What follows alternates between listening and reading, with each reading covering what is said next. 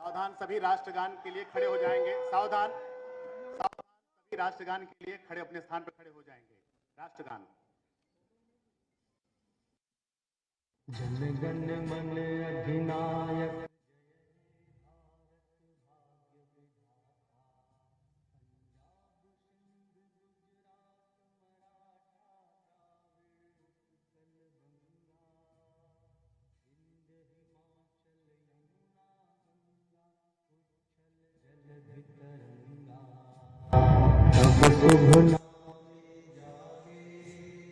तब शुभ आशीष मांगे, गाए तब जय गाथा।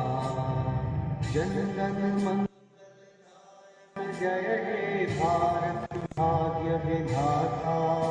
जय हे जय हे जय हे जय जय जय जय हे।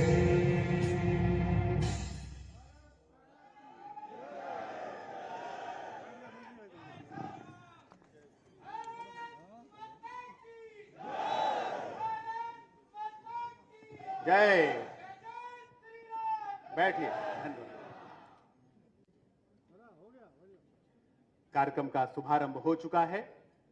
मैं कार्यक्रम के शुभारंभ हेतु चित्र दीप प्रज्वलन के लिए माननीय मुख्यमंत्री योगी आदित्यनाथ जी से, माननीय अतिथि हमारे भैया जी जोशी जी से, हमारे अध्यक्ष राजेश सिंह दयाल जी से, कामेश्वर सिंह जी से, अजीत आप्टे जी से आग्रह करता हूं कि वहां और दीप प्रज्वलन करें।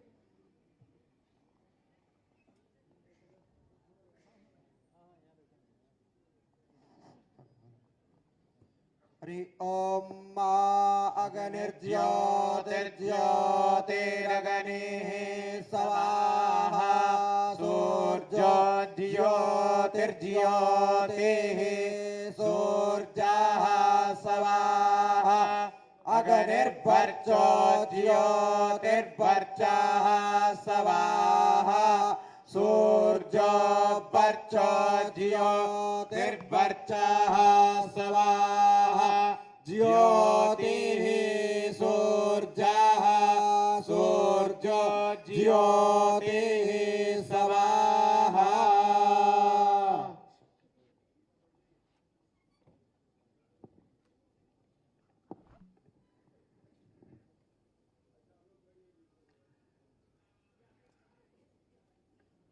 भारत माता की, भारत माता की, भारत माता की। दीप प्रेम सेवा मिशन के राष्ट्रीय संयोजक श्रीमान संजय चतुर्वेदी जी, मैं आपसे आग्रह करता हूं वो अब आगे का संचालन के काम पूरा करें। धन्यवाद शत्रुघ्न जी। दिव्य प्रेम सेवा मिशन के सेवा प्रकल्पों को समर्पित हिंदवी स्वराज के 350वें वर्ष पर आयोजित दिनांक 26 से 31 अक्टूबर तक जो अपने शहर में महानाट्य का आयोजन है जाड़ता राजा का, उसके संदर्भ में जो आज का ये व्याख्यान छत्रपति शिवाजी महाराज का व्यक्तित्व एवं कृतित्व वर्तमान परिस्थिति में एवं आज का ये शंखनाद, मैं आप इस अवसर पर आप सभी लोगों को प्रणाम करता हूं, स्वागत करता हूं, वंदन करता हूं। कार्यक्रम की औपचारिक शुरुआत हो इस नाते मैं दिव्य प्रेम सेवा मिशन के संरक्षक श्री मनोज अग्रवाल जी से एवं इस आयोजन में जिनकी महती भूमिका है ऐसी श्रीमती रेसु भाटिया जी से आग्रह करूंगा कि वो आएं और हमारे मुख्यमंत्री जननायक पूज्य योगी आदित्यनाथ जी का तिलक एवं पुष्पगुच्छ से स्वागत करें, अभिनंदन करें।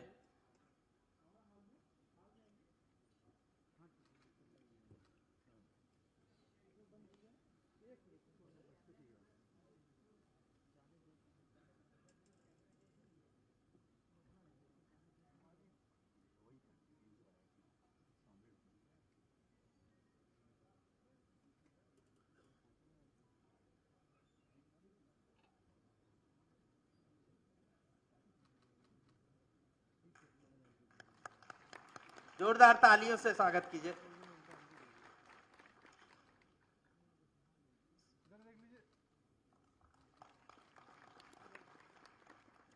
सन 1925 से लगातार हिंदू समाज को जागृत करने और दिशा देने को प्रतिबद्ध ऐसी मातृ संस्था राष्ट्रीय स्वयंसेवक संघ के पूर्व सरकार्यवाह आदरणीय सुरेश भैया जी जोशी जी के स्वागत अभिनंदन के लिए मैं सेवा मिशन के संचालन समिति के सदस्य श्री जीपी सिंह जी, श्री शिव शंकर जी भाई साहब एवं बहन अनुभूति द्विवेदी जी से आग्रह करूंगा कि वो आए और आदरणीय मुख्य वक्ता माननीय सुरेश भैया जोशी जी का स्वागत एवं अभिनंदन करें।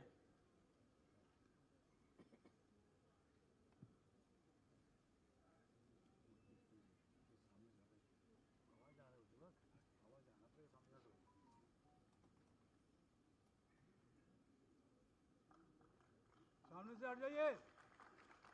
सामने से हट जाइए।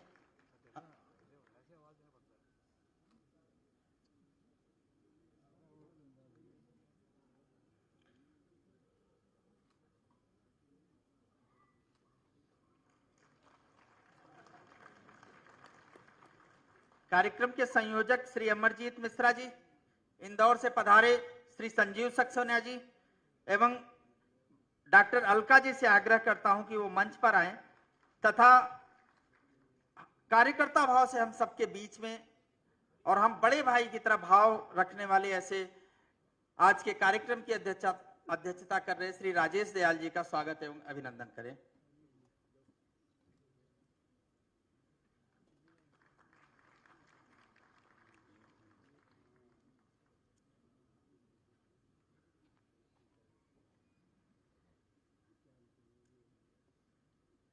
शिव सृष्टि न्यास के महासचिव जिनको अभी आपने थोड़ी देर पहले सुना है, ऐसे श्री अजीत आपटे जी जिनके नेतृत्व में जाड़ता राजा का कार्यक्रम आगामी अक्टूबर में होने वाला है, उनके स्वागत के लिए मैं सेवा मिशन के न्यासी श्री राघवेंद्र जी, अवध अंचल के संयोजक श्री अवध बिहारी मिश्रा जी एवं बहन एकता सिंह जी को बुलाना चाहूंगा कि कृपया भी अविलंब आए।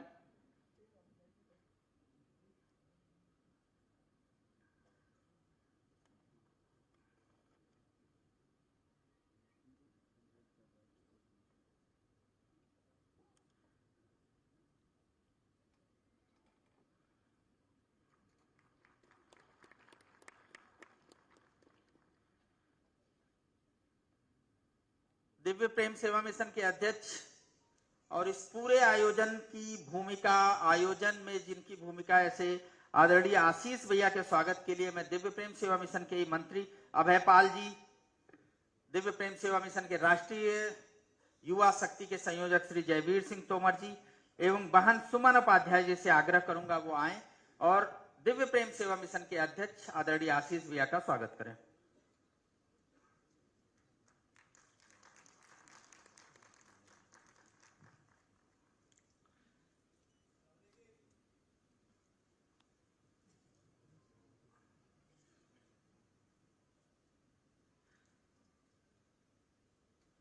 जाड़ता राजा का आयोग के आयोजन के प्रभारी और दिव्य प्रेम सेवा मिशन के राष्ट्रीय अध्यक्ष श्री कामेश्वर जी के स्वागत के लिए मैं डॉक्टर शिवम त्रिपाठी एवं विपिन सिंह बबलू और रणविजय सिंह जी से आग्रह करूंगा एवं बहन पूजा गुप्ता जी से आग्रह करूंगा कि वो आए और कामेश्वर जी का स्वागत और सम्मान करें।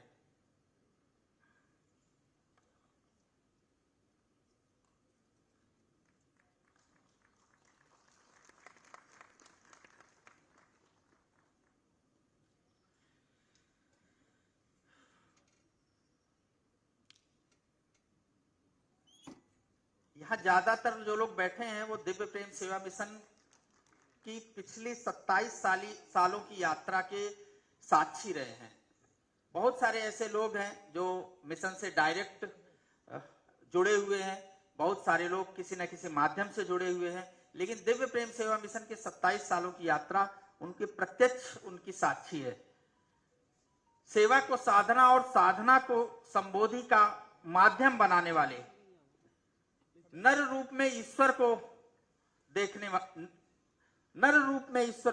वाले और राष्ट्रीय स्वयंसेवक संघ के प्रचारक वहां से जाने के बाद ईश्वर को खोजते हुए चंडी घाट के हरिद्वार में गए और वहां जाकर उन कुष्ठ रोगियों में उन्होंने भगवान को देखा ऐसे आदरणीय आशीष जी जिनका भावनात्मक लगाव भी आप लोगों के साथ बहुत ज्यादा है, मैं उनसे आग्रह करूंगा कि वो आए और अपने 27 वर्षों की यात्रा को प्रत्यक्ष अपनी भाषा में आपके सामने वक्तव्य करें। लेकिन उसके पूर्व में मेरा आग्रह रहेगा आशीष भैया से कि वो हमारे जो मुख्य अतिथि हैं, हमारे मुख्य वक्ता हैं, हमारे अध्यक्ष हैं, उनको एक दिव्य चित्र देकर उनका सम्मान करें।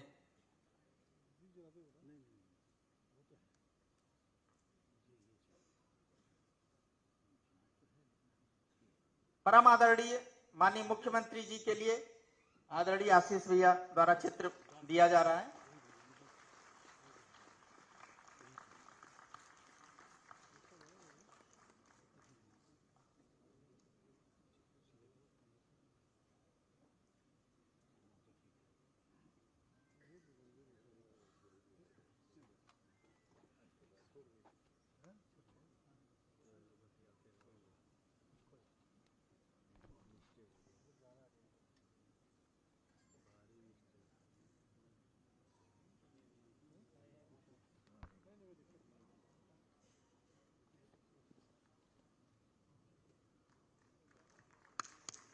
जोरदार ताली बजा के एक बार स्वागत करेंगे।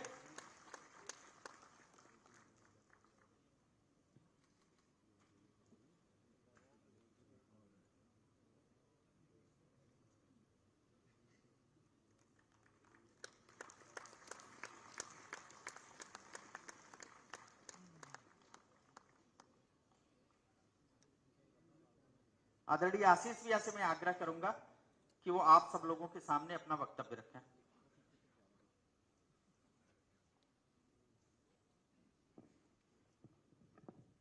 देश भर के कार्यकर्ताओं से विनम्र निवेदन, अरविंद जी आदेश जी आप लोग खड़े हैं, बैठ जाइए, कहीं बैठिए। कोई कार्यकर्ता खड़ा ना दिखाई दे, चाहे वो सीढ़ी में बैठे, जगह ऊपर भी खाली है। जल्दी बैठ जाइए, जो जहां बैठ सके। नेत्र बंद करिए और इस आध्यात्मिक, ऐतिहासिक, पवित्र वातावरण को और दिव्यता प्रदान करने के लिए 3 बार हम लोग ओम ध्वनि का एक साथ उच्चारण करेंगे। गहरी लंबी सांस लीजिए सभी।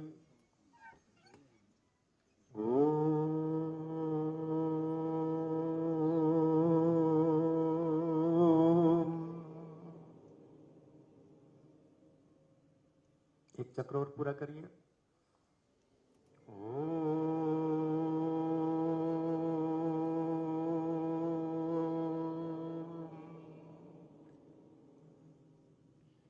एक बार और।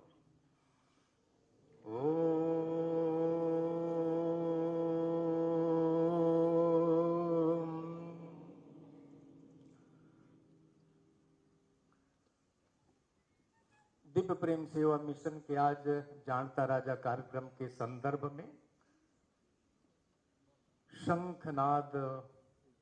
शंखनाद करने के लिए देश के कोने कोने से और उत्तर प्रदेश के खास तौर पर लगभग हर जिले से आप सभी आए हैं।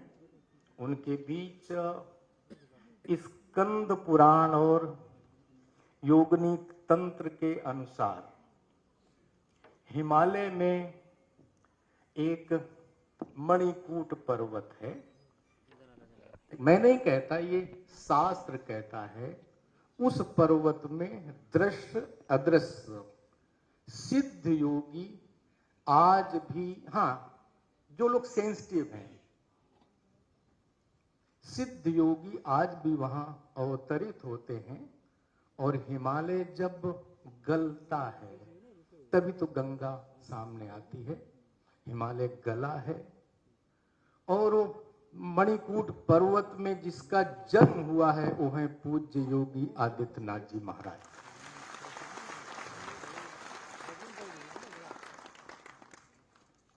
और मैं सौभाग्यशाली हूं कि आज मेरी जन्मभूमि योगी जी की कर्म भूमि है और योगी जी की जन्मभूमि दिव्य प्रेम सेवा मिशन हम कार्यकर्ताओं की कर्म भूमि आज की तिथि।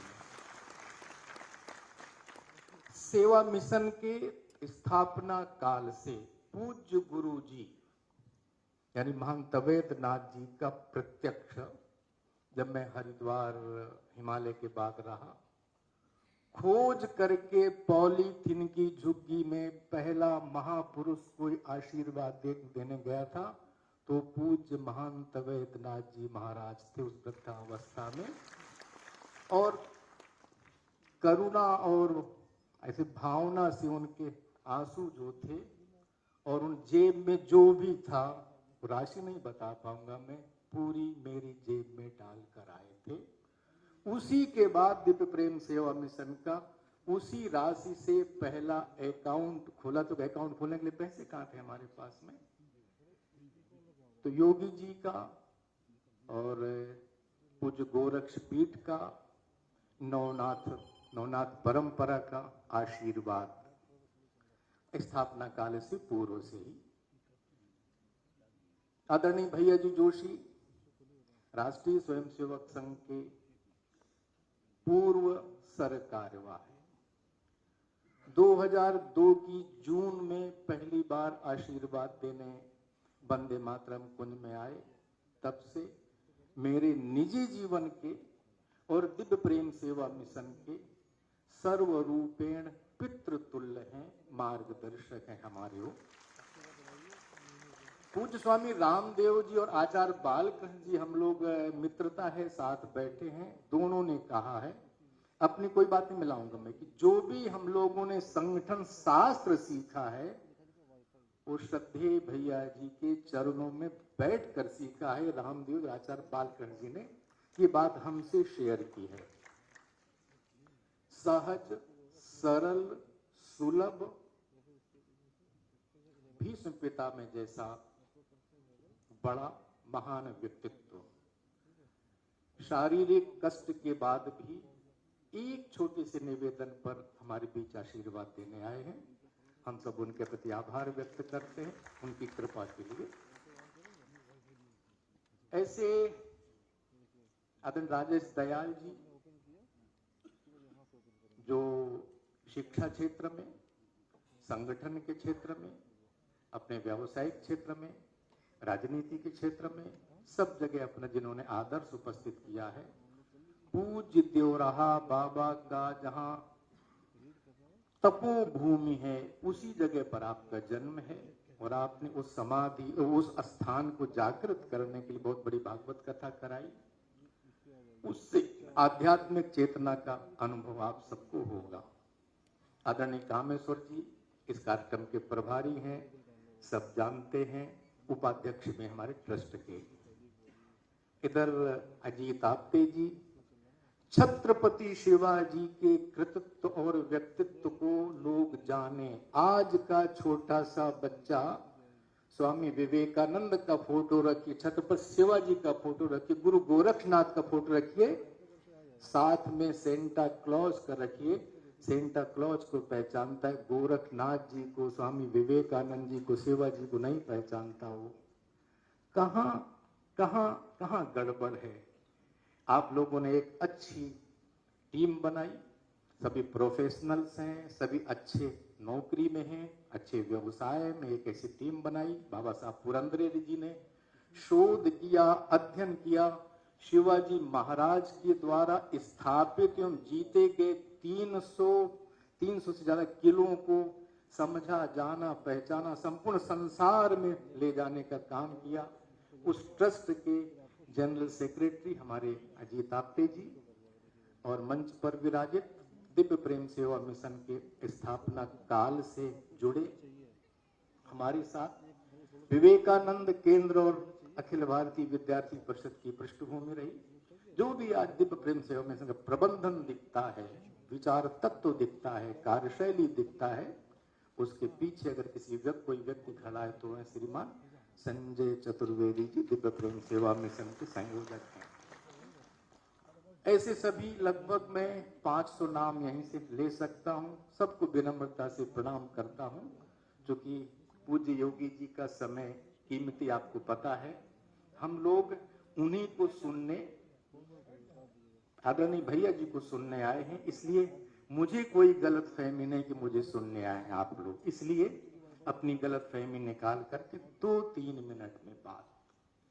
27 वर्ष पूर्व सेवा साधना संबोधि शिव अवतरण का भाव, शिव ज्ञान से जीव सेवा का भाव, सेवा साधना संबोधि की दृष्टि, स्वामी विवेकानंद का विचार दर्शन, त्याग और सेवा ही भारत के राष्ट्रीय आदर्श हैं।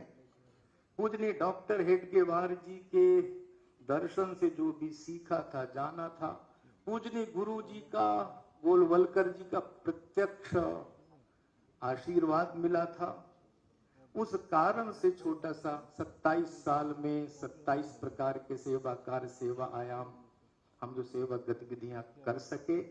हम बहुत बात बोलते हैं 5 बातें, क्या?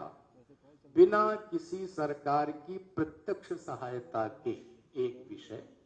दूसरा, हम एनजीओ नहीं हैं, हम आध्यात्म प्रेरित स्वैच्छिक सेवा संगठन हैं।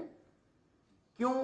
हम किसी पद, प्रतिष्ठा, पुरस्कार, परिवार, पहुंच, पहचान, मत और मतांतर के लिए काम नहीं करते। हम शुद्ध रूप से शिव अवतरण के भाव से, शिव ज्ञान से जीव सेवा के भाव से, जो भी आप सब संवेदनशील समाज का 25 वर्ष में विश्वास प्राप्त किया है, उस विश्वास पर खरे उतरे, यही परमपिता परमेश्वर से कृपा मांगते हैं। संवेदनशील समाज के सहायता से, आशीर्वाद से 27 साल की यात्रा हमारी पूर्ण हुई है। नवयुवकों की हृदय की करुणा कहता हूं, संजय जी से सोचो आज कैसे दिखाई देते हैं, 27 साल पहले क्या उम्र रही होगी। ऐसे बड़े विश्वविद्यालय में पढ़ने वाले छात्र अपना कैरियर, अपना जीवन, अपना सब छोड़ करके पॉलीथीन की झुग्गी में रहे, सांस्कृतिक राष्ट्रवाद के लिए, अपनी महारत मां के लिए, अपनी संस्कृति और सनातन धर्म के लिए। ऐसे नवयुवकों की हृदय की करुणा, संवेदनशील समाज का प्रत्यक्ष सकारात्मक सहयोग एवं दृश्य अदृश्य, 2 शब्द पकड़िएगा, दृश्य अदृश्य पूज्य संतों का प्रत्यक्ष आशीर्वाद। जैसे अभी अभी 3 चित्र दिए अपने दिव्य महापुरुषों को, स्वामी सुंदरनाथ जी का क्यों दिया, पूज्य योगी जी खुद बताएंगे। श्रद्धेय भैया जी को पूज्य महाअवतार बाबा जी का चित्र दिया, क्यों दिया वो खुद ही बता पाएंगे, हमें सामर्थ्य नहीं, क्षमता नहीं। पूज्य देवराहा बाबा का चित्र राजेश जी अध्यक्ष जी को क्यों दिया, इसको तो वही बता पाएंगे। अर्थात दृश्य अदृश्य हिमालयन सत्ता का समग्र प्रचुर आशीर्वाद एवं परम पिता भगवान की कृपा से 27 साल की जीवन यात्रा पूर्ण हुई। अब संवेदनशील समाज के बीच में कैसे जाएं, तो हिंदू धर्म, सनातन धर्म, भारत की आत्मा को पोषण करने वाले महापुरुषों के चित्र और चरित्र, व्यक्तित्व और कृतित्व लेकर के हम जाए, संकल्प लिया। आगे बात नहीं बताऊंगा क्या क्या किया, लेकिन इस समय संपूर्ण विश्व में सबसे बड़ा महानाट्य जानता राजा छत्रपति शिवाजी के जीवन पर, उसके बारे में चर्चा हो चुकी है, मैं नहीं बताऊंगा। आप सबको जोड़ने के लिए समग्र उत्तर प्रदेश, समग्र भारत के 1.25 लाख संवेदनशील आप जैसे सक्रिय सकारात्मक भाव रखने वाले समाज का 1.25 लाख सदस्य बनाने का आज हम लोग इसी समय से शंखनाद करते हैं। और इस शंखनाद में ये भगवान की कृपा के अलावा कुछ ध्यान रखिएगा, पूज्य योगी जी, भैया जी जैसे श्रेष्ठ दिव्य संत में दृश्य संत, अदृश्य संत, सबकी कृपा आशीर्वाद आज अनुभव कर रहे हैं हम लोग। इसलिए आगामी 26 अक्टूबर से 31 अक्टूबर तक देश नहीं समग्र संसार के भी दिव्य प्रेम सेवा मिशन के लोग जुड़े लोग आएंगे। अब लखनऊ का खास तौर दायित्व है, मेहमानबाजी में लखनऊ का नाम संपूर्ण विश्व में है, हम कैसे उनका स्वागत करें, सम्मान करें। जनेश्वर मिश्र पार्क में 26 तारीख से 31 अक्टूबर के बीच जो होने वाला शो 1.25 लाख लोग 6 दिन में देखें, गांव गांव में, गली गली में छत्रपति शिवाजी महाराज की जय जय गूंजे। मैं फिर कह रहा हूं, सेंटा क्लॉज की जगह लोग छत्रपति शिवाजी महाराज के चित्र, गुरु गोरखनाथ जी महाराज का चित्र, स्वामी विवेकानंद का चित्र लोग पहचानने लगे। इस काम को सेवा मिशन करेगा। अभी तक लगभग पूरे उत्तर प्रदेश जहां गए हैं 10,000 से ज्यादा लोग ऐसी बैठकों में, कार्यक्रमों में आ चुके हैं। हमारा संकल्प है 2 महीने के अंदर 15 अगस्त से लेकर 15 अक्टूबर तक ऐसे 1.25 लाख लोगों के सम्मेलन करेंगे, संपर्क करेंगे, अपना हिंदुत्व का, सनातन धर्म का, भारत मां की जय जयकार करने वाले नौजवानों की एक श्रृंखला खड़ी करेंगे। आज हम इसी का शंखनाद करते हैं। पूज्य संत योगी जी, आदरणीय भैया जी सहित मंच को पुनः प्रणाम करता हूं। आप सबके प्रति कृतज्ञता व्यक्त करता हुआ अपनी बात पूर्ण करता हूं। बहुत बहुत धन्यवाद, शुभकामनाएं सबको। धन्यवाद भैया। आदरणीय सुरेश भैया जी जोशी हमारे आज के मुख्य वक्ता के नाते से यहाँ पर उपस्थित हैं। आशीष भैया ने बताया है कि दिव्य प्रेम सेवा मिशन के साथ उनका कितना भावनात्मक रिश्ता है और एक पितृतुल्य भाव हम लोगों का उनके प्रति रहता है। उनका जीवन एक ऐसा प्रेरणा पुंज है जिससे हम जैसे लाखों लाख कार्यकर्ता उससे प्रेरणा लेते हैं और आगे काम करने के लिए प्रेरित होते हैं। मैं ज्यादा कुछ न कहते हुए सीधे आदरणीय भैया जी को आग्रह करूंगा कि वो आएं और आकर अपना व्याख्यान हम लोगों के सामने प्रस्तुत करें।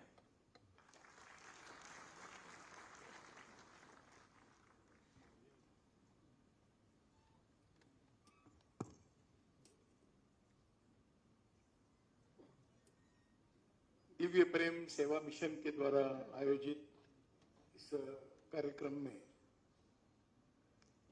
मंच पर उपस्थित पूज्य योगी आदित्यनाथ जी, सम्माननीय मुख्यमंत्री जी, धार्मिक क्षेत्र के एक अधिष्ठाता के रूप में जिनको लोग जानते हैं, ऐसे महापुरुष ही कहा जाए,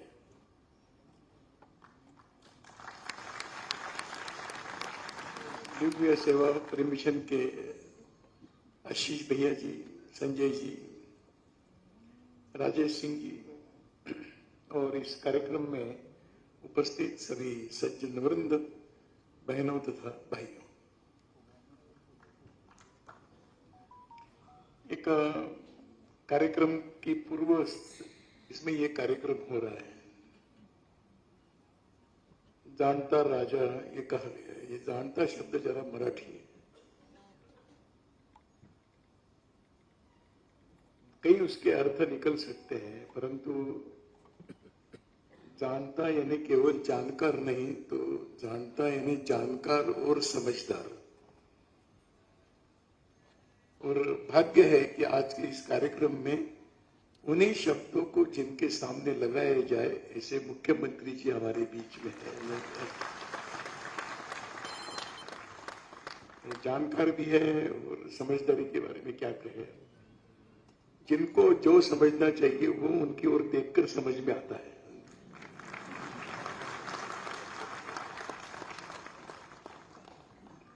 तो राजा एक कल्पना है, राजा के बारे में कई प्रकार के शब्दों में वर्णन किया जा सकता है। कहा जाता है कि राजा मतलब एक साम्राज्य होता है,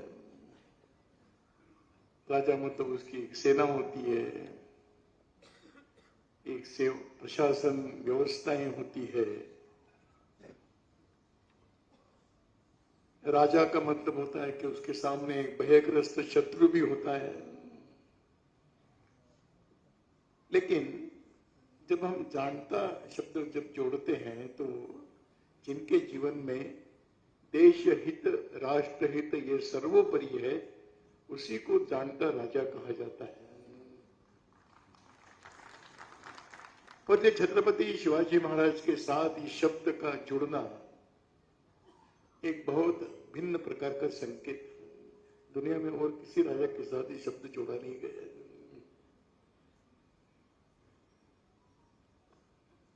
वियतनाम के उस अमेरिका के साथ संघर्ष के समय जो नेतृत्व करने वाले हो ची मिन्ह, उन्होंने कहा कि मैं युद्ध के संदर्भ में, संघर्ष के संदर्भ में अगर मुझे कहीं से प्रेरणा प्राप्त हुई है तो वो भारत के छत्रपति शिवाजी महाराज के जीवन से प्राप्त हुई है। ये हो ची मिन्ह का कोई संबंध नहीं है भारत से। ऐसी जिनकी प्रतिमा रही,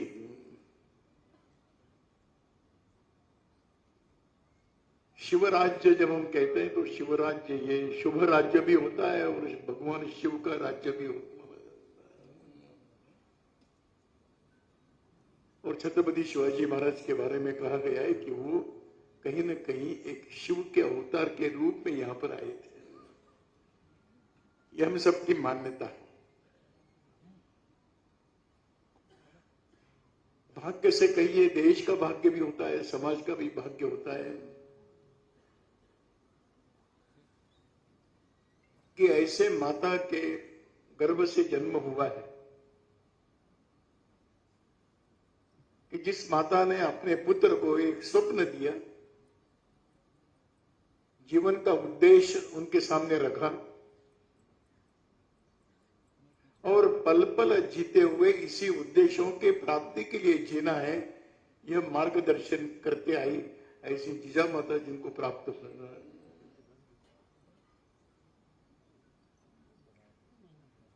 कोई कहते हैं कि छत्रपति शिवाजी महाराज का नाम लेते ही एक पुरुषार्थ, एक शौर्य, पराक्रम,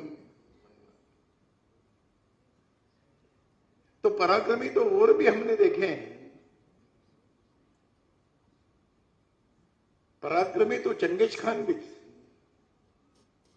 पराक्रमी के रूप में तो हिटलर भी लोगों ने देखा है, पराक्रमी के रूप में नेपोलियन बोनापार्ट को भी लोग जानते हैं।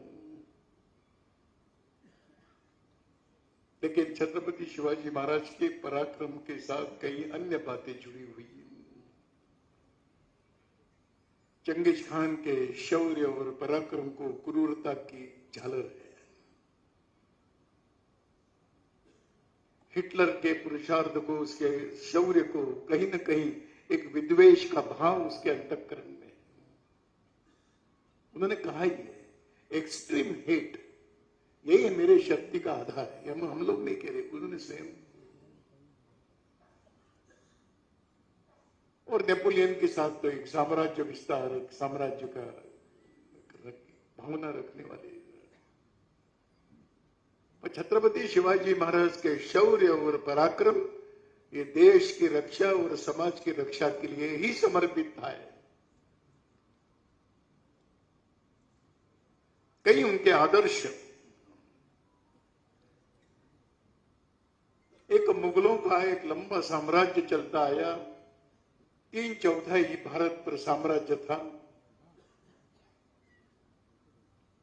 दिल्ली की कुतुबशाही थी, निजामशाही थी, आदिलशाही थी, ऐसे भिन्न भिन्न प्रकार की पराई सत्ताओं का साम्राज्य देश के 3/4 हिस्से पर था। उस समय इनका जन्म हुआ है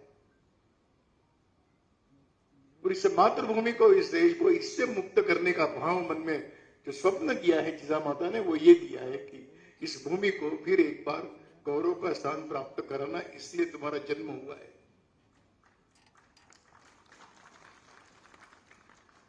और इसलिए उस कालखंड में कौन करेगा? क्या राजा की सेना करेगी केवल? जब तक समाज जागृत नहीं होगा तब तक ये पराई सत्ता को यहां से समूल नष्ट करना मुश्किल का काम है। इसलिए उस सह्याद्री की पहाड़ियों में रहने वाले एक सामान्य से सामान्य व्यक्ति को, एक अनपढ़ व्यक्ति, हाथ में शस्त्र देकर खड़ा किया है। हमें लड़ना है, मैं लड़ने वाला हूं ऐसा नहीं कहा।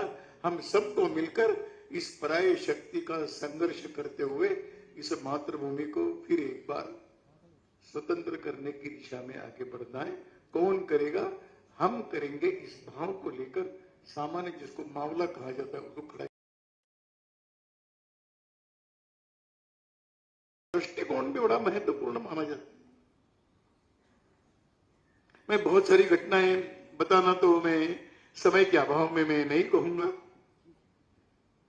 लेकिन दो बातें जरूर मैं कहना चाहूंगा। छत्रपति शिवाजी महाराज के जीवन की विशेषता है कि जो भी उनके जीवन के उस शिवाजी महाराज के इतिहास के जो महत्वपूर्ण प्रसंग है उसमें वो स्वयं उपस्थित रहे हैं, अपने सरदारों को नहीं भेजा, भेज सकते थे, पर एक सही संदेश देना है तो नेतृत्व कैसा होता है? नेतृत्व कसौटियों के क्षणों पर जब सामने खड़ा होता है उसी को नेतृत्व के रूप में समाज स्वीकार करता है। अफजल खान का प्रसंग है, सेना बड़ी है, शिवाजी महाराज के अपने सामर्थ्य का भी एहसास अनुभव, वो जानते थे कि मैं इनके साथ लड़ाई मेरी सेना के बल पर नहीं कर सकता। तो कई प्रकार के बहाने बनाने में उन्होंने संकोच नहीं किया। देश हित के लिए कभी बहाना बनाना पड़ता है तो बनाने की भी नेतृत्व की कुशलता होती है, करते हैं। कहा मैं बीमार हूं, मैं आपको मिलने के लिए डरता हूं, मेरी सेना बहुत छोटी है, मेरा साम्राज्य मेरा राज्य बड़ा सीमित है, आप तो बड़े बलाढ्य है, आपके सामने मैं टिक नहीं पाऊंगा, मैं बहुत बीमार रहता हूं, आप आइए, आप मेरे घर पे आइए, मैं आपका स्वागत करने के लिए तैयार हूं। ऐसा करते करते करते अपनी सीमा में लाने के बाद क्या हुआ? जिसा माता ने मन में आशीर्वाद दिया होगा कि आज मां काली के सामने बलि चढ़ाने का यही अवसर है, बलि चढ़ा दिया है। ये जो पुरुषार्थ है, ये जो एक मन के अंदर भाव है, उस अफजल खान की घटना एक उनके जीवन की एक अत्यंत महत्वपूर्ण घटना मानी जाती। वो सेना पर सेना से हमला नहीं करवाया, वो गए, स्वयं गए। बहुत लोग कहते हैं कि आजकल बड़ा उदारमतवादी लोग रहते हैं तो पहले वार किसने किया इस पर ही चर्चा करते हैं लोग। पहला वार किसी ने भी किया हो, परिणाम तो जो होना था वही हुआ है।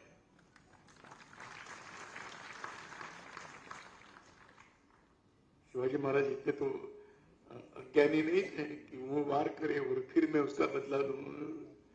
ऐसी समझदारी, इस प्रकार की समझदारी शायद नहीं थी उनके पास।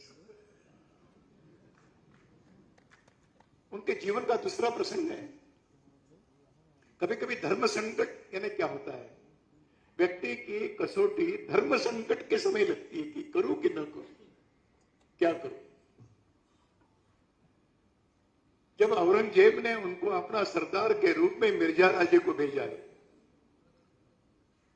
एक हिंदू से दूसरे हिंदू को लड़ाने के लिए भेजा है, मिर्जा राजे अपनी सेना लेकर दक्षिण में जाते हैं। फिर एक संकट है कि हिंदू से लड़ना है, क्या और कुछ मार्ग निकल सकता है? तो कभी इस प्रकार से देश हित के लिए झुकने में भी जिन्होंने संकोच नहीं किया, उनका नाम छत्रपति शिवाजी है।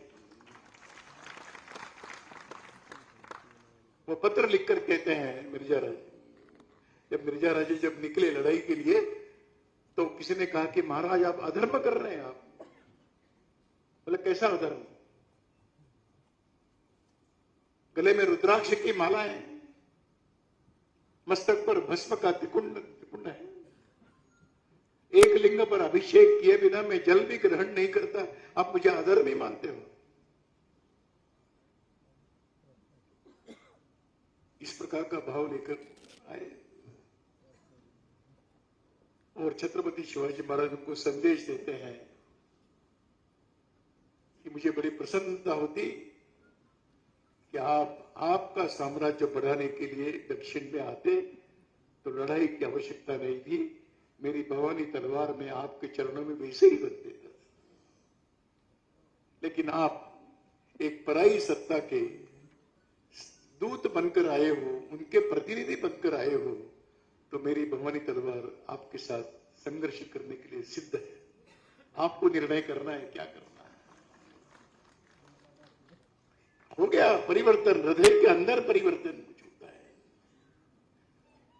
राष्ट्र हित सर्वोपरि यानी क्या होता है? अपना सर्वस्व समर्पण करने की मानसिक सिद्धता है। केवल देश हित के लिए राजा कौन बने, गद्दी पर कौन बैठे, सिंहासन पर कौन बैठे, अगर राष्ट्र हित के लिए कोई भी व्यक्ति बैठता है तो हम उनको नमन करते हैं। ऐसा मानने वालों में छत्रपति शिवाजी महाराज। बाद में आगरा की घटना हुई, स्वयं गए, उसका विश्लेषण अलग प्रकार से किया जा सकता है कि बाद में कैसे आए महाराज आए जो। और जब यह सब चल रहा था तो यहां बुंदेलखंड के छत्रसाल वो भी मुगलों के सामने खड़े थे कटकर। उनकी भेंट होती है छत्रपति शिवाजी महाराज से। वो कहते हैं कि हम और आप मिलकर लड़ेंगे। छत्रसाल कहते हैं कि मैं सारा राज्य आपको देने के लिए तैयार हूं, परंतु संघर्ष मिलकर करेंगे। शिवाजी महाराज की विशालता वहां प्रकट होती है। उन्होंने कहा संघर्ष करेंगे, राज्य तुम्हारा होगा, मैं तो निकल जाऊंगा दक्षिण में वापस। ये इतनी आसान बात नहीं। और कि उनके जीवन का, उनके सारे हम अगर अध्ययन करते हैं तो आज की वर्तमान परिस्थिति में कई प्रकार के संदेश, कई प्रकार के संकेत उनके द्वारा हमको मिलते हैं। गो ब्राह्मण प्रतिपालक, धर्म रक्षक, इस प्रकार के उनके नाम के साथ शब्दावली जोड़ी जाती थी। कौन है छत्रपति शिवाजी महाराज? और ये केवल काल्पनिक नहीं, उन्होंने अपनी सेनाओं के लिए एक संदेश निकाला है कि अपनी सेना जहां जाएगी आप किसी भी व्यक्ति की लूटपाट नहीं करोगे, किसी महिला पर हाथ नहीं डालोगे। और ऐसी घटनाएं हुई तो उन्होंने उनको मृत्युदंड देने में संकोच नहीं किया है। व्यक्ति ये घटनाएं होती होगी, और उनका संदेश क्या है, उनके आदेश क्या है, उनकी सूचनाएं क्या है।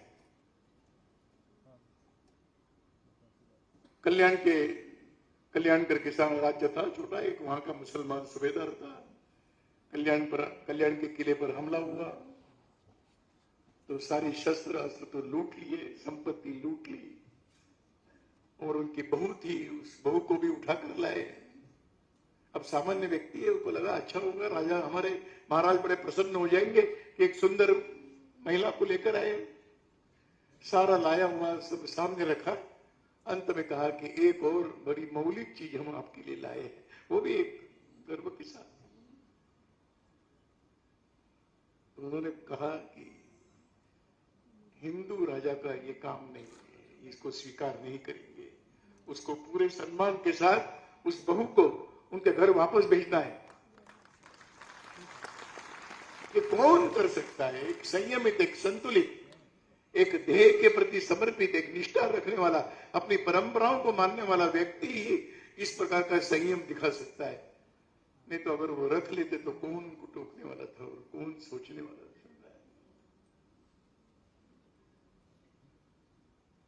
सूरत के लूट का बड़ा इतिहास है।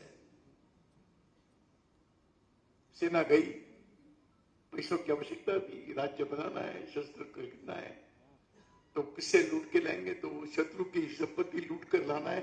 इसलिए सूरत में सेना का प्रवेश होता है। शिवाजी महाराज सब डर जाते हैं। बड़े बड़े हवेलियों को लूटा जाता है।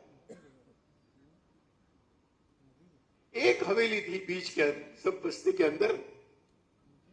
उस हवेली में रहने वाले सब लोगों ने मान लिया कि एक के बाद एक घर लूटा जा रहा है, हमारा भी वही हाल होने वाला है। इसलिए भय से घर के अंदर बैठे थे।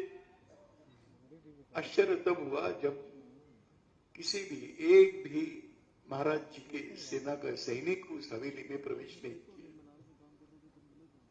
आगे चले गए। आश्चर्य लगातार होते आ रहा है और हमारी हवेली को छोड़ दिया। तो तब पता चला कि उस हवेली में रहने वाला एक हिंदू संपन्न व्यक्ति संपन्न परिवार कि जिन्होंने कई प्रकार के मंदिरों का निर्माण किया है, लोकहित के कार्यों का निर्माण किया, छत्रपति का आदेश है कि उस घर को हाथ नहीं लगाना है। इस सेना को ये संयम कोर्स करना है। और ऐसे कई प्रसंगों से और प्रसंगों के द्वारा भरा हुआ उनका जीवन आदर्श उसी है कि संयम राज्य पर बैठने वालों को रखना ही पड़ता है, लेकिन इतना आसान भी नहीं। इसलिए निरहंकारी उपभोग शून्य, इन शब्दों में उसका वर्णन किया है छत्रपति। जहां झुकना है वहां झुके हैं, जहां तलवार लेकर खड़े होना है वहां भवानी की तलवार लेकर खड़े हुए, जहां पर बलि चढ़ाना है वहां बलि चढ़ाया, जहां चरण स्पर्श करना है वहां चरण स्पर्श किया। तो समर्थ रामदास स्वामी की तो कोई ताकत नहीं थी, संत तुकाराम की कोई सामर्थ्य नहीं था कि उनको कोई डरे।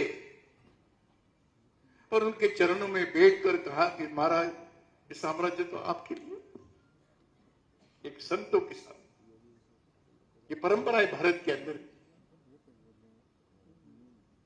अभी कुछ दिनों पूर्व सेंगोल चला, स्थापित हुआ है आज संसद भवन में। ये उस समय दिया गया था जब अंग्रेज जा रहे थे यहां से, रख दिया था कहीं पर। तो एक राजदंड के रूप में, एक धर्मदंड के रूप में है। जब कहा गया कि मुझे कोई दंड नहीं दे सकता, ऐसा जब राजा कहता है तो धर्म ने कहा धर्मदंड, आपको धर्म के द्वारा दंड दिया जाएगा। वो धर्मदंड जब राजा के साथ रहता है, राजा के पीछे रहता है, तब राजा भी ठीक रहता है। उस धर्मदंड को लेकर चलने की आवश्यकता है। धर्म यानी कोई संप्रदाय परंपरा ऐसा मानने की कोई आवश्यकता नहीं। धर्म स्मरण कराता है कि तुम उचित हो कि अनुचित। और इसलिए इस प्रकार का एक धर्म के मार्ग पर चलने वाला, अपने अनुयायियों को इस प्रकार से अनुशासन में लाना, सब प्रकार से सिद्ध करना, ये बात ये मंत्रिमंडल तो आज चर्चा चलती है। और छत्रपति शिवाजी महाराज ने ये प्रयोग किया कि जो उन्होंने कहा कि उस समय आवश्यकता थी तो एक अष्टप्रधान 8 मंत्री बनाए गए। ये मंत्रिमंडल की रचना आज की नहीं है। और सब प्रकार की व्यवस्थाओं का एक स्वतंत्र रूप से खड़ा करते हुए राज्य कैसा चलेगा उसका एक आदर्श नमूना उन्होंने इस अष्टप्रधान की निर्मित के करते हुए एक भविष्य के लिए संकेत दिया है। कौन है ये अष्टप्रधान? भिन्न भिन्न प्रकार के लोग रहे, भिन्न भिन्न प्रकार की क्षमताओं के लोग रहे, जाति बिरादरी पंथ संप्रदाय उसके ऊपर उठकर। मैं 2 मुख्य रूप से बताने वाला हूं। उन्होंने एक न्याय का काम, एक अष्टप्रधान को एक न्याय का काम दिया है, एक प्रधान को। न्याय के बारे में छत्रपति शिवाजी महाराज कहते हैं कि वही उसको ही न्याय किया जाए, कहा जाएगा जो सही होगा, समय पर होगा और निर्णयों का क्रियान्वयन करने का साहस होगा। नहीं तो न्याय केवल कागजों में ही नहीं। तो कहते हैं कि मेरे राज्य में कोई भी गलत निर्णय नहीं होगा। मेरे राज्य में समय पर जब चाहिए तब निर्णय होगा और मेरे राज्य में जो निर्णय किया जाएगा उसका क्रियान्वयन करने के लिए सारी शक्ति लगाई जाएगी। इस प्रकार का एक आदर्श न्याय व्यवस्था को उन्होंने अपने साम्राज्य में रखा।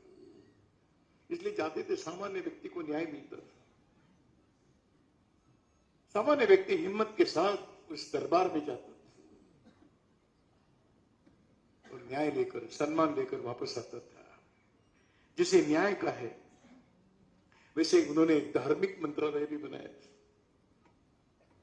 कि सारे मेरे राज्य के अंदर जो भी धर्म क्षेत्र है, जो भी तीर्थ क्षेत्र है, उनकी रक्षा होनी चाहिए, उनका प्रबंधन ठीक होना चाहिए, उनकी व्यवस्थाएं ठीक होना चाहिए। ये करने के लिए उन्होंने अपने अष्टप्रधान में एक धार्मिक मंत्रालय को स्थापित करते हुए कहा, यह हमारी दिशा है काम। मैं बाकी अष्टप्रधान, बाकी सेना वगैरह बाकी तो सब है। अगर हम उनकी दूरदृष्टि के बारे में सोचेंगे, मैं बहुत संक्षेप में, और इतिहास तो लंबा है, हमने छत्रपति शिवाजी महाराज के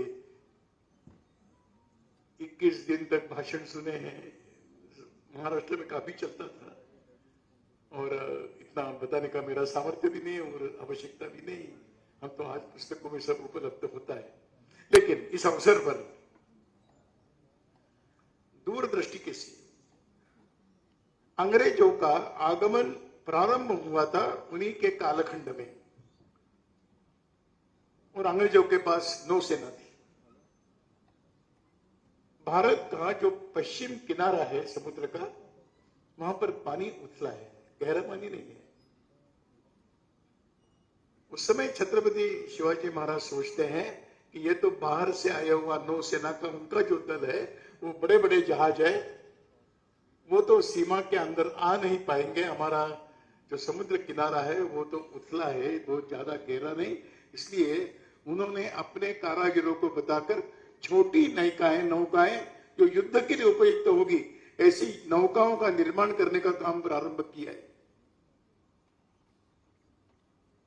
और आश्चर्य तो है कि उनके नौसेना को संभालने वाला एक मुस्लिम व्यक्ति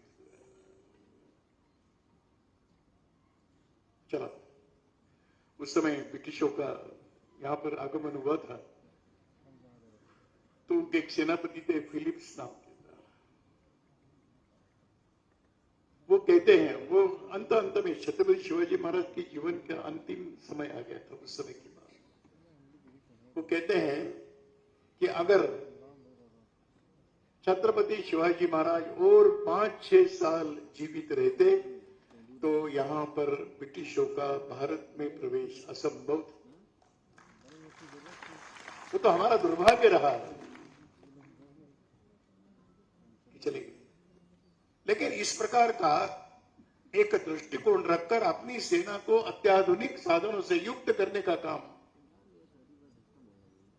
समय की आवश्यकता और समय की मांग ध्यान में लेकर करने वाले। और इसलिए जब हम उन सारे महापुरुष के जीवन के आकलन करते हैं तो ध्यान में आता है कि जीवन पर जिदा माता का प्रभाव है, धर्म की स्थापना का संकल्प है, विजय के प्रति अंतःकरण में पूर्ण विश्वास है, संयम और संतुलन अपने अनुयायियों में संक्रमित करने की अद्भुत कुशलता छत्रपति शिवाजी महाराज के साथ थी। और ये सब करते हुए मन के अंदर भाव क्या है कि राज्य हो, उनकी इच्छा नहीं। काशी से काका भट्ट गए, तो पता है तैयार नहीं थी, नहीं मुझे राजा वगैरह नहीं बनना है। लेकिन आज उस समय की परिस्थिति में, मैं उस समय की कहता हूं तो मैं समझता हूं कि सभी समय धर्म के प्रति निष्ठा रखने वाला व्यक्ति नेतृत्व के केंद्र बिंदु में जब रहता है तो सारा अधर्मी शक्तियां अपने आप निष्प्रभ हो जाती है। और ये उनको काका भट्ट ने कहा कि नहीं, आपको राजा बनना ही पड़ेगा। बहुत आग्रह करने के बाद स्वीकार करते हैं, और स्वीकार करते समय यही कहते हैं कि राज्य ये बने, हिंदू राजा बने, हिंदवी स्वराज्य बने, ये तो भगवान की इच्छा है, मैं उसका एक साधन के रूप में यहां पर बैठ रहा हूं। इस समय का इस कालखंड भी आज भी कभी कभी हम देखते हैं तो महाराणा प्रताप ने भी कहा, मैं एक लिंग प्रतिवान, मैं राजा नहीं। उन्हें कभी अपने आप को राजा नहीं माना। तो जो धर्म के अधिष्ठान पर जो आगे बढ़ रहे हैं, उन्होंने अपने आप को एक साधन के रूप में उस केंद्र में रखते हुए ईश्वर की इच्छा पूर्ण करने का संकल्प लेकर चले, अपने आप को साधन के रूप में मानते गए। और इसलिए यह जो मैंने प्रारंभ में कहा, मैं अंत में कहना चाहूंगा कि एकमात्र राजा है कि जिसके बारे में श्रीमंत योगी कहा गया है, और किसी राजा नहीं। एकमात्र सम्राट है जिसको जानता, समझता, जानकारी शब्दों से वर्णन किया गया है। मैं समझता हूं कि इन शब्दों के द्वारा ही हम छत्रपति शिवाजी महाराज के जीवन के सारे मर्म को हम समझने का प्रयास करेंगे। हमारी सबकी, यहाँ बैठे हुए, यहाँ न बैठे हुए, सबके अंतःकरण का एक ही भाव है कि इस देश के अंदर धर्म की सत्ता रहे, धर्म का राज्य रहे, अधर्मी शक्तियों का विनाश होता रहे और ये निरंतर भारत अपना विश्व के सामने गर्व के साथ, उन्नत मस्तक के साथ खड़ा हो। ये प्रेरणा जहां से मिलेगी, ऐसे छत्रपति शिवाजी महाराज, उनको मैं वंदन करता हूं। आशीष जी को मैं अभिनंदन करता हूं, धन्यवाद देता हूं कि उन्होंने एक बहुत बड़ा संकल्प लेकर अपने जीवन को इस कार्य में लगाया। इस कार्य में आप सब लोग सहयोग करते ही रहेंगे, कर रहे हैं, करेंगे। आज के इस अवसर पर मैं उनका भी धन्यवाद देता हूं, अभिनंदन करता हूं, छत्रपति शिवाजी महाराज के स्मृतियों को वंदन करता हूं और आप सबको नमस्कार करते हुए मेरी बात पूरी करता हूं।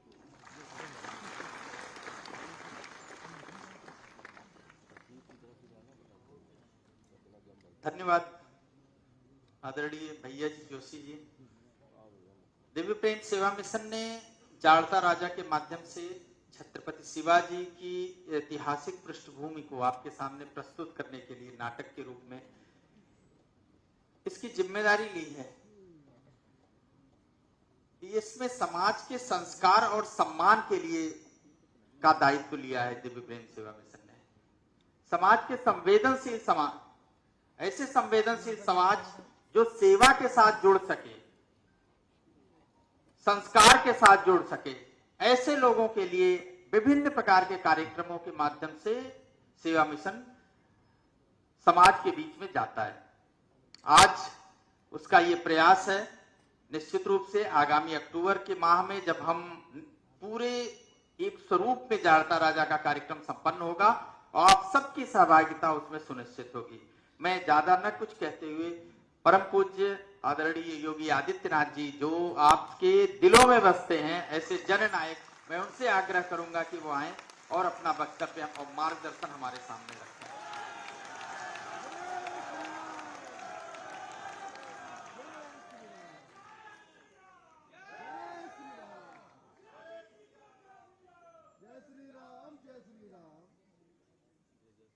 आज के इस समारोह के मुख्य वक्ता राष्ट्रीय स्वयंसेवक संघ के पूर्व माननीय सरकारवाह आदरणीय भैया जी जोशी जी, दिव्य प्रेम सेवा मिशन के संस्थापक अध्यक्ष सामान्य आशीष जी, समारोह के अध्यक्ष श्री राजेश दयाल जी,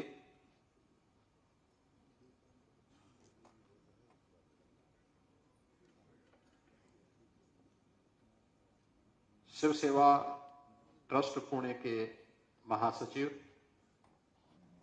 श्री अजीत आपटे जी,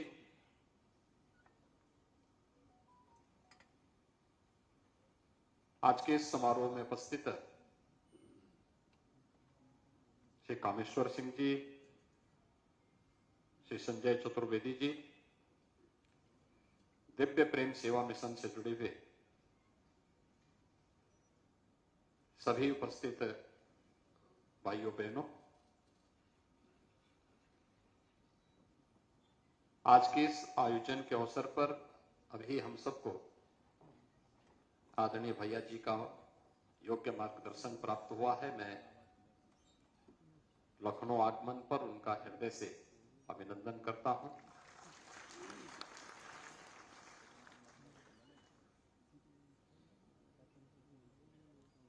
आज का यह आयोजन अत्यंत अद्भुत है और एक नई प्रेरणा को देने वाला है।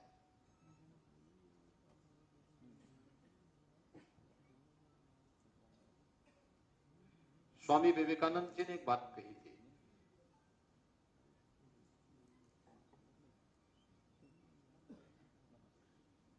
कि जब कोई व्यक्ति या समाज अपने महापुरुषों और अपने गौरव पर गर्व की अनुभूति करने की बजाय लज्जा महसूस करने लग जाए तो समझ लो कि अब उसके दिन बहुत कम बचे हैं।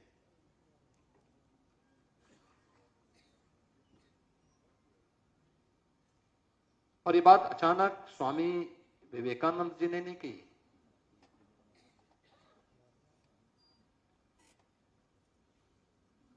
भारत के सनातन धर्म से जुड़े हुए किसी भी परिवार के अंदर, उत्तर से लेकर दक्षिण तक, पूरब से पश्चिम तक, कहीं भी आप जाएंगे,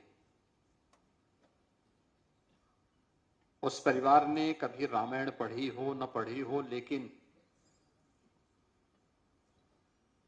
पारिवारिक परंपरा में कथा और कहानी के रूप में मां अपने बच्चे को कोई कथा सुनाती है तो राम और कृष्ण की कथा सुनाती है।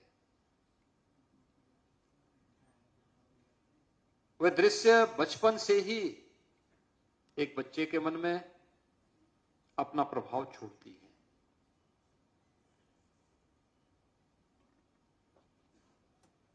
प्रारंभिक इन संस्कारों के बाद जब बच्चा आगे बढ़ता है तो उसके सामने क्या आदर्श होने चाहिए। महाराणा प्रताप का, छत्रपति शिवाजी महाराज का, गुरु गोविंद सिंह जी महाराज का, रानी लक्ष्मीबाई का, रानी दुर्गावती का, और उस क्षेत्र के अलग अलग कालखंडों में जिन महापुरुषों ने या जिन संतों ने इस पूरे समाज को नेतृत्व दिया, उसको एक नई प्रेरणा के रूप में, एक आदर्श के रूप में कोई भी अभिभावक या कोई भी संस्था उस रूप में प्रस्तुत करती है। और यही कारण था कि जिस भारत को आज हम देख रहे हैं, ये भारत अंग्रेजों की देन नहीं है।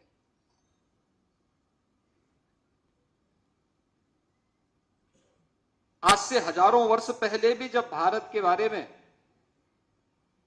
जिस भारत को आज हम देख रहे हैं, एक राजनीतिक भारत होगा,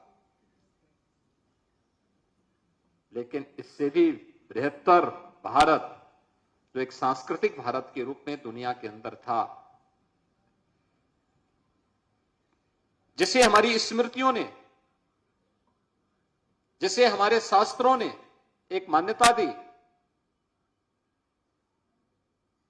हिमालय से लेकर समुद्र पर्यंत तक देवताओं के द्वारा रक्षित जो भूमि है वो भारत है।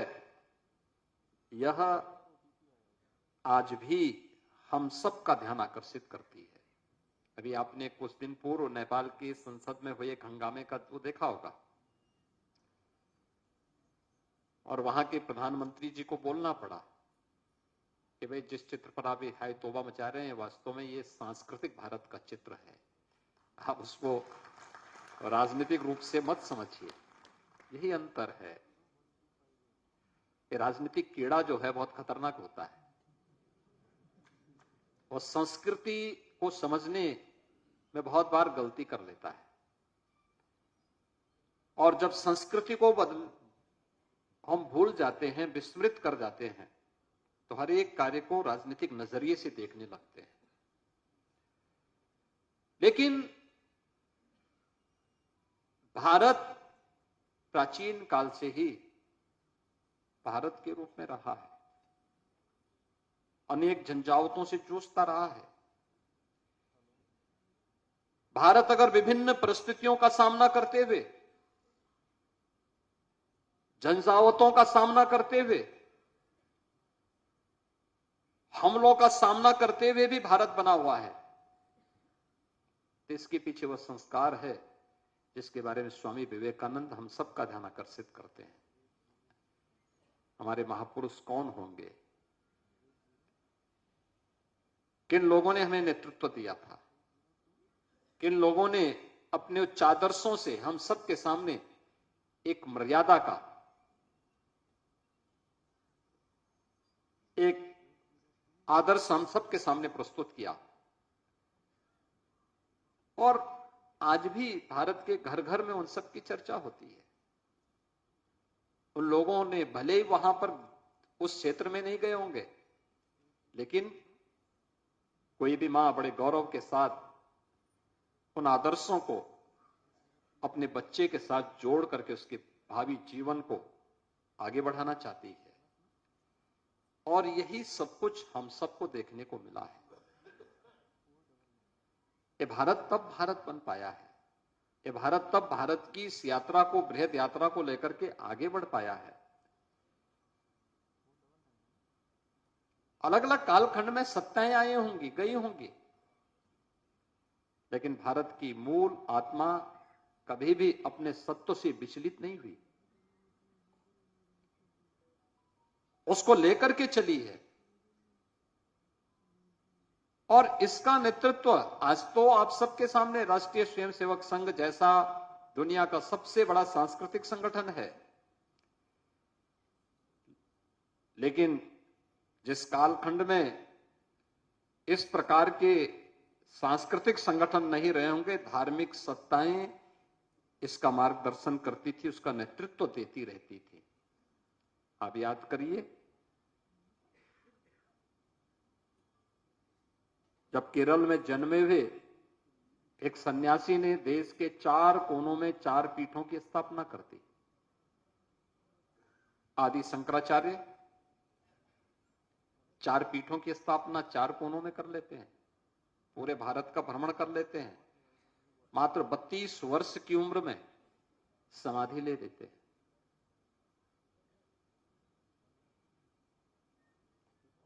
उस समय भारत के अंदर एक सत्ता तो नहीं थी, राजनीतिक इकाइयां अलग अलग थी, राजे रजवाड़े थे, लेकिन धार्मिक सत्ता अपना कार्य कर रही थी। और कहीं भी उसके लिए राजनीतिक सीमाएं बाधक नहीं थी।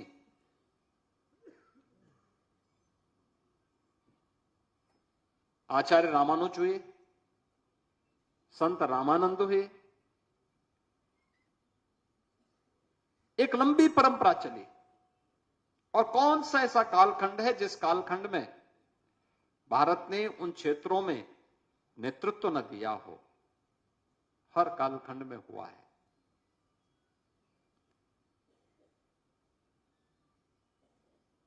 हमने उसको बुलाने का प्रयास किया, हमने उसको विस्मृत करने का प्रयास किया। दुनिया का पहला सर्जन चिकित्सा क्षेत्र में भारत ने दिया है, सुश्रुत के रूप में।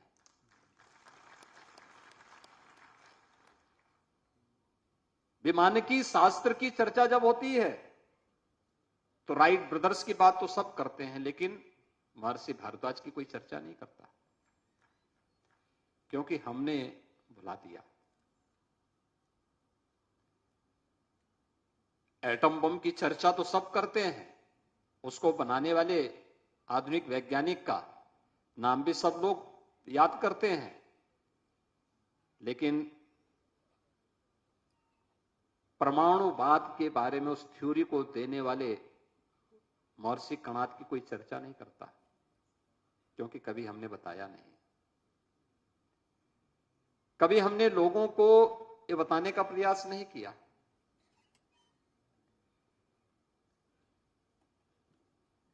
किसी भी अन्य उस क्षेत्र में कौन सा ऐसा क्षेत्र था जिसमें भारत ने दुनिया के सामने, दुनिया को एक नई दृष्टि न दी हो?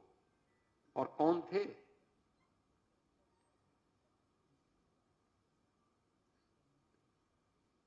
भारत ने किया था, हर एक क्षेत्र में उस नेतृत्व को आगे बढ़ाया था। लेकिन उत्थान और पतन ये व्यक्ति के साथ ही नहीं, व्यवस्था के साथ भी जुड़ती है, समाज के साथ भी जुड़ती है और राष्ट्र के साथ भी जुड़ती है। ये सभी के साथ एक जैसी स्थितियां होती है, लेकिन उन परिस्थितियों में धैर्य खोए बगैर आगे बढ़ने की एक प्रवृत्ति जिनमें होती है, वे अपना रास्ता मजबूती के साथ आगे बढ़ाते हैं। और उन महापुरुषों में ही का ही जब हम स्मरण करते हैं तो उसी में छत्रपति शिवाजी महाराज का नाम भी बड़ी श्रद्धा के साथ पूरा भारत आज भी लेता है। मुझे प्रसन्नता है कि छत्रपति शिवाजी महाराज ने आज से लगभग 350 वर्ष पहले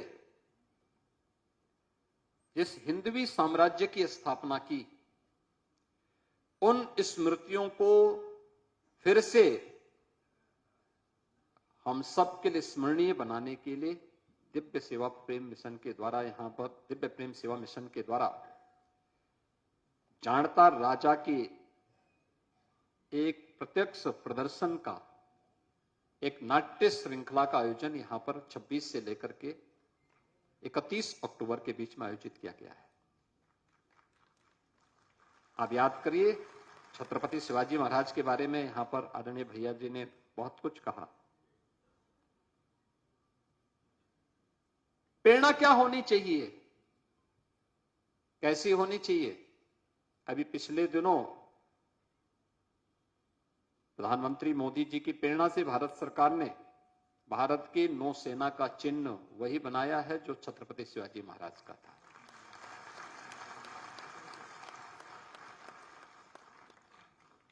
अब याद करिए,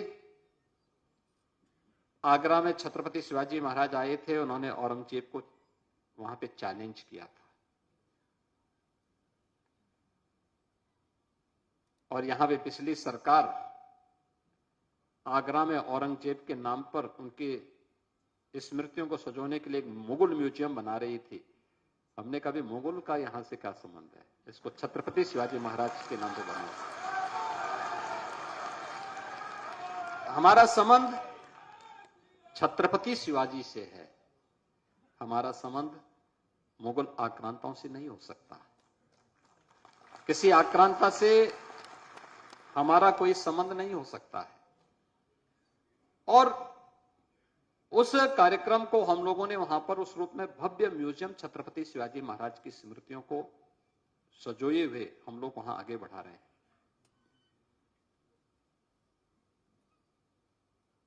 आखिर भारत को 2047 में दुनिया की एक महाताकत के रूप में, एक विकसित भारत के रूप में स्थापित करना है। प्रधानमंत्री जी ने पंचप्रण की बात की। पंचप्रण में गुलामी के अंशों को सर्वथा समाप्त करना भी है, विरासत का सम्मान करना भी है, लेकिन इसके साथ ही नागरिक कर्तव्यों का भी है। एक नागरिक के रूप में मेरा क्या कर्तव्य है, किस रूप में मुझे अपने दायित्व का निर्वहन करना है, इस पे भी हमें स्वयं भी मंथन करना है। छत्रपति शिवाजी महाराज हमारे नायक हैं, यह हम सबको याद करना होगा। और फिर उत्तर प्रदेश में इस प्रकार का आयोजन हो, दूसरी घटना है उत्तर प्रदेश में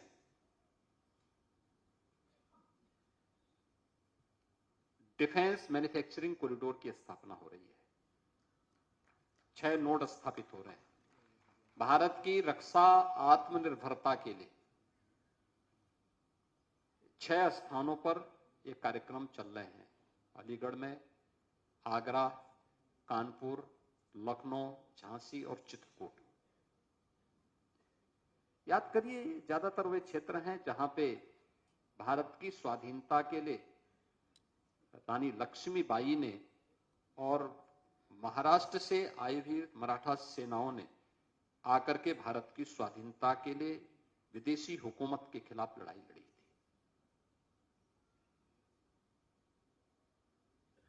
इन क्षेत्रों को आज भारत की रक्षा के क्षेत्र में आत्मनिर्भर बनाने के कार्यक्रम के साथ हम जोड़ने का प्रयास कर रहे हैं, क्योंकि ऐसे ही बिठूर में क्या टोपी नहीं आए होंगे। उस धरती का आकर्षण उन्हें खींच के लेके आया होगा। हर धरती के पास अपना एक मैग्नेटिक पावर होती है, एक चुंबकीय पावर होती है, शक्ति होती है, जो व्यक्ति को या साधक को अपनी ओर आकर्षित करता है। आप सब इतने लोग अचानक ऐसे ही दिव्य प्रेम सेवा मिशन के साथ नहीं जुड़े होंगे। एक मैग्नेटिक पावर आपको वहां खींची, आप उसके साथ जुड़े हैं, उसके कार्यक्रम के साथ जुड़े हैं। उन कार्यक्रमों के साथ जुड़ करके एक आत्मिक संतुष्टि की अनुभूति करते हैं। ऐसे ही धरती के साथ भी होता है। इन क्षेत्रों में फिर से भारत की रक्षा को, आत्मनिर्भरता के लक्ष्य को आगे बढ़ाते हुए कार्य किया जा सके, यह भी कार्य चल रहा है।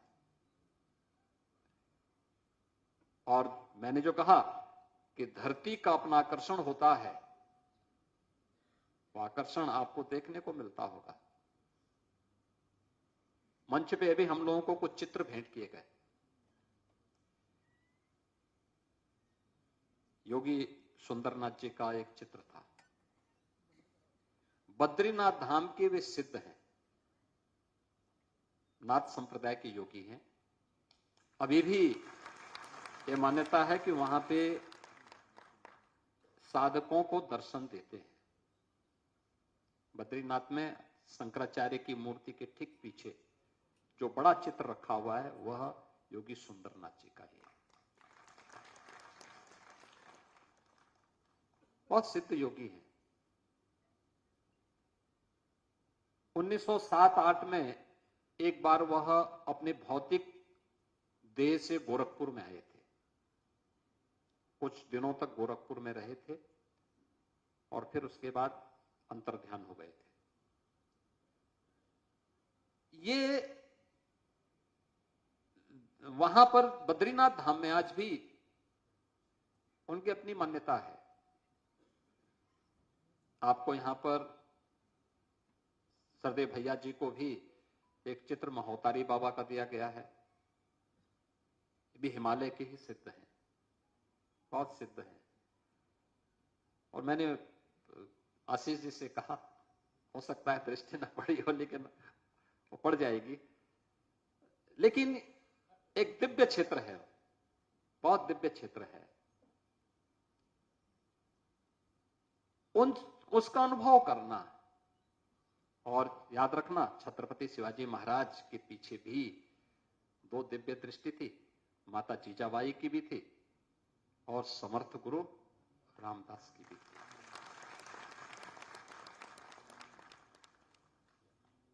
योग्य गुरु मिला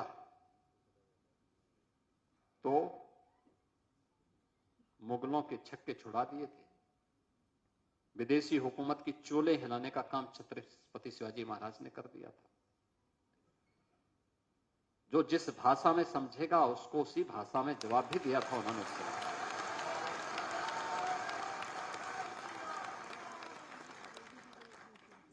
ये वास्तव में दुश्मन के प्रति, वह दुश्मन व्यक्तिगत नहीं होना चाहिए।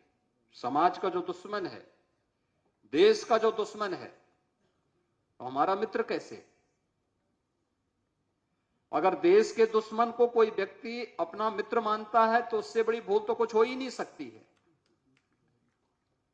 कोई समाज का दुश्मन है और उसको कोई व्यक्ति अपना मित्र मानता है, इससे बड़ी भूल और क्या हो सकती है? क्योंकि हमारा अस्तित्व तो अपने समाज से है, अपने राष्ट्र से है। जो मेरे समाज का दुश्मन है, मेरे राष्ट्र का दुश्मन है, वो हमारा भी दुश्मन है, वो हमारा मित्र नहीं हो सकता है, हमारा सगा संबंधी नहीं हो सकता है। और उसके साथ किस प्रकार का व्यवहार होना चाहिए, यह दृष्टि भी उन्होंने उस समय दी थी। दृढ़ इच्छा शक्ति हो, लड़ने का एक जज्बा हो, उचित रणनीति हो, तो मायने ये नहीं रखती है कि कितनी बड़ी सेना सामने खड़ी है। छत्रपति शिवाजी महाराज ने उस समय गुरिल्ला युद्ध के माध्यम से भी उस समय की सबसे बड़ी ताकत को हिलाने का काम कर दिया था। औरंगजेब थक गए और अंत में लड़ते लड़ते वह स्वयं दक्षिण भारत में दम तोड़ गया, लेकिन छत्रपति शिवाजी महाराज का बाल बांका नहीं कर पाया।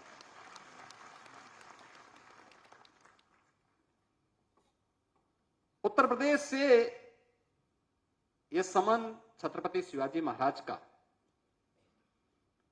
दो दृष्टियों से बहुत मायने रखता है। एक, उनके राज्याभिषेक के लिए जो पुरोहित गए थे, गागा भट्ट काशी से गए थे,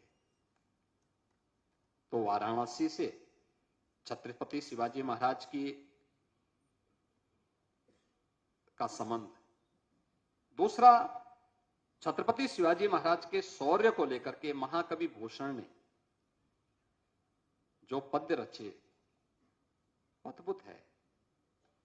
और उस समय उन्होंने जो बात कही, दावा द्रुम दंड पर चीता मृग झुंड पर, भूषण वितुंड पर जैसे मृगराज है, तेज तम अंश पर कान अजिमि कंस पर, त्यामलिच्छ वंश पर शेर शिवराज है। यानी भूषण ने अपनी पंक्तियों में इस बात को कहा कि जैसे पेड़ों के तनों पर दावानल, हिरणों के झुंड पर चीता, हाथी पर शेर, अंधेरे पर प्रकाश की एक किरण और कंस पर कृष्ण भारी हैं, उसी प्रकार मलेच्छ वंश पर शिवाजी महाराज शेर के समान हैं। और उत्तर प्रदेश में जांडदा राजा का यह एक अद्भुत अभिनव का कार्यक्रम, उसका मंचन एक अवसर होगा उत्तर प्रदेश वासियों की इस राष्ट्रीय चेतना को झंकृत करने की। मैं धन्यवाद दूंगा आपटे जी को और उनकी पूरी टीम को कि उन्होंने इतने वर्षों के बाद भी इसकी जीवंतता को बनाए रखा है। और लगातार देखिए, जो सत्य पर आधारित घटना घटित होती है, जो सत्य है वही सनातन भी है। अन्यथा नाटक एक बार होता है, दो बार होता है, उसके बाद लोग उसको विस्मृत कर देते हैं, भूल देते हैं। फिल्में एक बार बनती हैं, दो बार बनती हैं, लेकिन उसके बाद लोग उसको देखना पसंद नहीं करते हैं। लेकिन जो सत्य है वह सत्य ही रहेगा। आपने देखा होगा कैसे रामायण मंचन होता है, हमारे यहां हमेशा होता है, रामलीलाओं का आयोजन होता है। रामायण सीरियल जब दूरदर्शन पर आया तो ऐसे लगता था जैसे सड़कों पर एकदम वीरानी छा जाती थी, लोग टेलीविजन पर चिपक जाते थे, देखते थे, परिवार के साथ देखते थे, क्योंकि एक सत्य दृश्य उनके सामने था। महाभारत जब का मंच दूरदर्शन पर आया, पूरा परिवार उन दृश्यों को देखता था, क्योंकि उसके पीछे हमारा इतिहास छुपा हुआ है। उसके पीछे न केवल हमारा इतिहास है, बल्कि उन दृश्यों के साथ हमारा भविष्य भी जुड़ा हुआ है। एक नई दृष्टि भी उन दृश्यों के साथ हम सबको दिखाई देती है, और यहां हम लोग उसके साथ जोड़ करके देखते हैं। ऐसे ही महाराणा प्रताप हों, छत्रपति शिवाजी महाराज हों, गुरु गोविंद सिंह जी महाराज हों, ये सब का जो व्यक्तित्व और कृतित्व है वह हम सबको एक नई दृष्टि देता है, आगे बढ़ने की, झंझावातों से जूझने की, विपरीत परिस्थितियों में धैर्य खोए बगैर उन चुनौतियों का सामना करने की, और उन चुनौतियों का सामना करके फिर समाज और राष्ट्र के कल्याण का मार्ग प्रशस्त करने की। आज इस दिशा में जांडदा राजा का मंचन अक्टूबर माह में 26 से 31 अक्टूबर के लिए प्रदेश की राजधानी लखनऊ में एक अद्भुत अवसर होगा। दिव्य प्रेम सेवा मिशन इस आयोजन के साथ एक बड़े तबके को जोड़ने का कार्यक्रम बना रही है। वास्तव में ये अद्भुत और बहुत सराहनीय पहल है। समाज को जोड़ना, समाज को अच्छी दिशा में प्रेरित करने का एक प्रयास है। हम सबको इसके साथ जुड़ना होगा।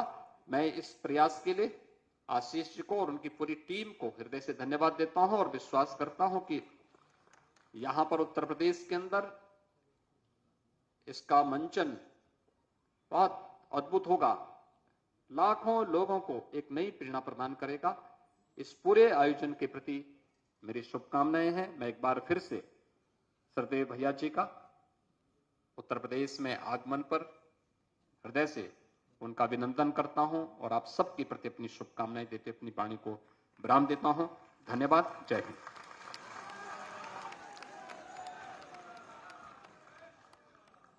धन्यवाद पूज्य महाराज जी।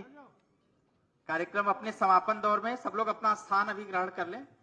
कार्यक्रम अपने समापन दौर में है। आज के कार्यक्रम के अध्यक्ष आदरणीय राजेश जी से मैं आग्रह करूंगा कि वो आभार ज्ञापन हम सब लोगों का, अतिथियों का करें। प्रवीण योद्धा, कुशल प्रशासक, अद्वितीय व्यक्तित्व एवं मानव धर्म प्रतिपालक समर्थ गुरु रामदास के सामर्थ्यवान धैर्य धनी शिष्य जीजा माता के कुल कीर्तिवर्धक वीर शिवाजी का जीवन त्याग, तपस्या, समर्पण और शौर्य का है, जो सदैव समाज के लिए प्रेरणादायी रहेगा। वीर छत्रपति शिवाजी महाराज के महान जीवन चरित्र पर विश्व के विशालतम नाट्य मंच जाणता राजा का मंचन लखनऊ में 26 अक्टूबर से 31 अक्टूबर जनेश्वर मिश्र पार्क में होना सुनिश्चित हुआ है, जिसके लिए मैं दिव्य प्रेम सेवा मिशन का हृदय से आभार व्यक्त करता हूं। सर्वप्रथम मैं आभार और अभिनंदन व्यक्त करना चाहूंगा उत्तर प्रदेश के माननीय मुख्यमंत्री श्री योगी आदित्यनाथ जी का, एक ऐसे व्यक्तित्व के धनी जो परिधान एवं संस्कारों से तो साधु हैं, बुद्धि से कुशल राजनीतिज्ञ हैं, परंतु जब जब प्रदेश की कानून व्यवस्था को हानि पहुंचाने के मंसूबे से समाज में अराजकता फैलाने वालों तंत्रों से प्रदेश घिरा है, तब इन्होंने शिवाजी महाराज बनकर समाज के दर्शन दिया एवं प्रदेश को दिशा दिया है। साथ ही मैं आभार व्यक्त करता हूं देश के अद्वितीय संगठन कार्यकर्ता श्री सुरेश जोशी जी का। मैं धन्यवाद देता हूं दिव्य प्रेम सेवा मिशन का, जिनसे मेरा संबंध मिशन के प्रारंभिक काल से है। मिशन के छोटे बड़े सभी कार्यक्रमों में मेरा पूर्व में रहना भी हो चुका है। हृदय की गहराइयों से मैं आभार व्यक्त करता हूं डॉक्टर आशीष गौतम जी, अध्यक्ष दिव्य प्रेम सेवा मिशन, जिनके संघर्षों और दृढ़ निश्चय स्वभाव ने आज समाज में बदलाव की लहर उत्पन्न की है एवं दिव्य प्रेम सेवा मिशन को समाज कार्य में इतनी ऊंचाइयों तक पहुंचाया है। श्री संजय चतुर्वेदी जी का संयोजक दिव्य प्रेम सेवा मिशन, श्री अजीत आपटे जी का एवं श्री कामेश्वर सिंह जी का प्रभारी जाणता राजा का जो कार्य देख रहे हैं, जिनके प्रयासों के बिना इतना भव्य मंचन असंभव था। आदरणीय आशीष जी ने हमारे गुरु के बारे में भी बोलने को कहा था। मैं बताऊं कि जब मैं 6 वर्ष का था तब देहराव बाबा ने मचान से उतर करके शंख चक्र लगा के हमें गुरु मंत्र दिया था। और आप सबसे अपना अनुभव शेयर करूं, उस समय जो उनकी इर्द गिर्द हवा भी बहती थी वो भी सतयुगी हवा थी। और सन 90 में मैं विश्वविद्यालय का छात्र था, लखनऊ विश्वविद्यालय में। जब उन्होंने शरीर छोड़ा तो अखबार में सुबह सुबह जब न्यूज आया कि देहराव बाबा ब्रह्मलीन हो गए, तो हम रोने लगे और तुरंत भाग के हम मथुरा वृंदावन पहुंचे थे। अभी जब हमने भागवत कथा कराई तो एक दिन शाम को कार्यक्रम की व्यवस्था के तहत जब हम पीछे घूम रहे थे मचान के पीछे, तो यकीन मानिए कि हमें ऐसा लगा कि महाराज जी की आवाज हमारे कानों में गूंज रही थी। और हम सब बहुत सौभाग्यशाली हैं कि इस पूरे कार्यक्रम में शिवाजी को भी उनके गुरु ने पहचाना, रामदास जी ने पहचाना, हमारे योगी जी यहां बैठे हुए हैं, इनको भी इनके गुरु महंत अभयनाथ जी ने पहचाना, और हमें भी हमारे सामाजिक क्षेत्र में काम करने के लिए हमारे गुरु श्री देहराव बाबा जी ने आगे बढ़ाया है। धन्यवाद आप सबको, बहुत बहुत धन्यवाद। जो भी लोग यहाँ पर आए हैं, मैं सबका बहुत हृदय से आभारी हूं। धन्यवाद। आज सुबह हमारे लिए एक दुख भरी खबर आई हम सभी विचार परिवार के लिए। राष्ट्रीय स्वयंसेवक संघ के वरिष्ठ प्रचारक श्रद्धेय मदन दास देवी जी का 24 जुलाई को 81 वर्ष की आयु में प्रातः 5 बजे देहांत हो गया। उनकी श्रद्धांजलि सभा का आयोजन सायं 6 बजे माधव सभागार, सरस्वती कुंज, निराला नगर, लखनऊ में है। हम लोग जरूर पहुंचेंगे। कार्यक्रम का समापन है और कार्यक्रम में वंदे